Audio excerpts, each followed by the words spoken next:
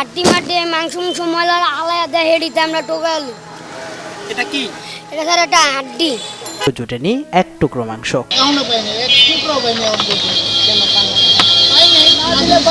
হেরা কুরবানিতে ভালো ভালো মাংস অসল করে দেয় না। হেরাতে ভালো ভালো মাংস করে, যারা চলতে ফিরতে পারে হ্যাঁ করে দেয়, অসল করে দেয় না।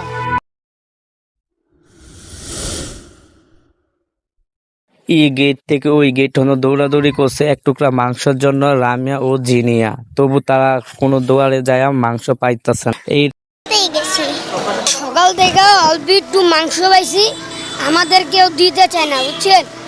এই জন্য আমরা ময়লা আটটি মাঠে মাংস ময়লা আলাদা হেডিতে আমরা টোকালু। এটা কি? এটা স্যার একটা হাড্ডি।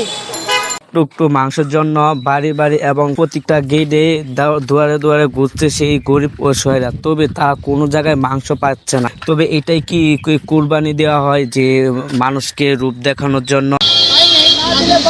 হেরা কুরবানিতে ভালো ভালো মাংস অসল করে দেয় না। হেরাতে ভালো ভালো মাংস করে, যারা চলতে ফিরতে পারে হ্যাঁ করে দেয়, অসল করে দেয় না। রিয়াল ভাবে এক টুকরো করে সবারই লাইন ধরে দিতেন, একদম ভাড়াভাড়ি করে নিল আমাকে তো হাত ভাঙ্গা পা ভাঙ্গা, আমরা তো এক পিছু পাইলাম না। আমরা তো অসুস্থ, আমরা কি হ্যাঁ বললে কারাগুরি করতারি, এই জন্য কেউ পাইছে কেউ পাইছি না। গরিবে হক খায় বড় লোকেরা, বুঝছেন? তেল দিছে বড় লোকেরা, মাংস রাখা তেল দিয়ে দিছে। এক টুকরো মাংস করে দেয় নাই, চাহে যাবে 3 ভাগ করে 1 ভাগ দেয়, এটাই নীতি, কিন্তু দেয় নাই। যত গরু দেখলাম এতে তো এক টুকরো করে মাংস দিত, গরিব মানুষের অভাব হতো না। এরা এক পিস করে মাংস দেয় না। মাংস দেয় না আমাকে, কাকি পরে পরে দিন ভাই দোকান এই বাবা খাই দেয় ফ্রিজে ঢুকে। এই যে বৃষ্টির মতন ভিজে গোশ যদি না পাই একখান গোশের জন্য, তাই গোশ টুকায় লাভ কি? আমাকে লাভ আছে?